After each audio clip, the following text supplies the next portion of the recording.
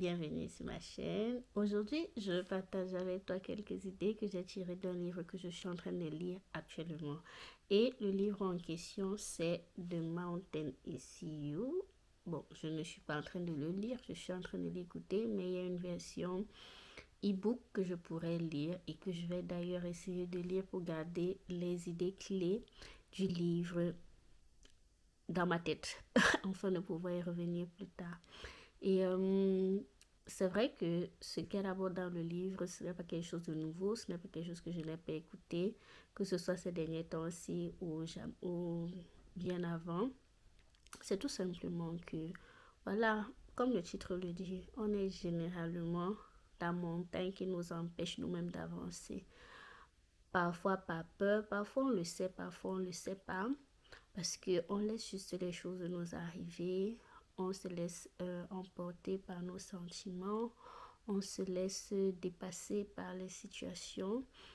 Parfois, on ne prend pas assez de recul pour évaluer la situation et se dire qu'est-ce que je vais faire à ce niveau, ou tout simplement on ne s'écoute pas soi-même, parce que souvent tout ce qui se passe dans notre corps veut nous dire quelque chose. Mais qu'est-ce que cela qu'est-ce que ces choses veulent donc nous dire si on ne prend pas le temps de s'arrêter un moment, de réfléchir, d'évaluer pourquoi est-ce que je ressens de la jalousie, pourquoi est-ce que j'ai peur, pourquoi est-ce que je ne fais que repousser ce projet-là, ou j'ai même commencé à travailler, j'ai de belles idées, j'ai une idée d'entreprise, je veux bien faire, j'ai fait toutes les études, j'ai étudié le marché, j'ai étudié les concurrents, mais qu'il s'agit de s'asseoir et de travailler dessus, et bah je suis aux abonnés absents. Mais pourquoi? Et je ne suis pas encore arrivée à la fin du livre. Je ne vais pas spéculer ici là en donnant les solutions que je dirais que je ne maîtrise pas, ou bien que je maîtrise, mais je ne sais pas là où ça se trouve dans mon cerveau actuellement.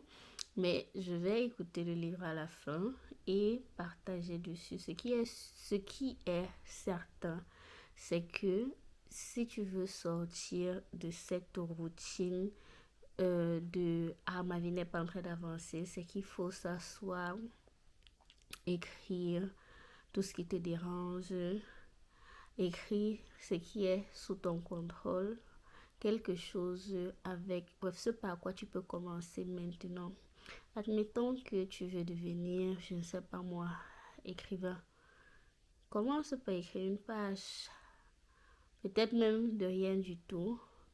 Parce que si je te dis commence par faire toutes les idées, ça peut, à force de vouloir à rassembler toutes les idées, en fin de compte, tu ne vas pas écrire.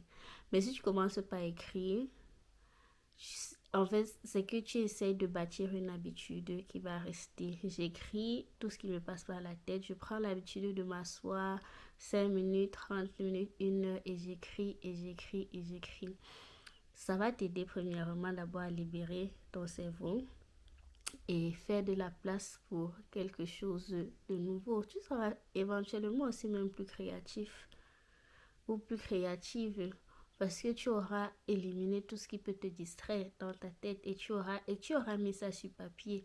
Tu pourras relire, tu pourras jeter le papier, le déchirer, ou tu pourras en retirer les idées qui pourront t'aider à écrire éventuellement ce livre. Bon, ce n'est qu'une idée, hein.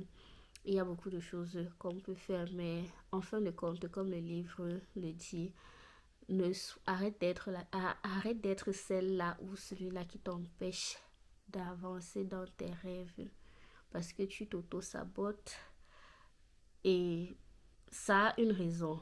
Assieds-toi avec toi-même et évalue, comprends, parce qu'on ne peut pas traiter un problème si on n'a pas compris déjà quelle est sa source, quelle est son origine. Voilà, c'est tout pour aujourd'hui. Au prochain épisode, on va continuer de parler d'autres choses ou de ce livre que d'ailleurs je crois que au prochain épisode j'aurai écouté certainement d'autres chapitres dont je viendrai certainement avec 2-3 nouvelles idées et j'espère pouvoir partager ça de manière succincte. Voilà, si tu es arrivé jusqu'ici, n'hésite pas à partager si ça te plaît. à commenter, à liker. Voilà, merci.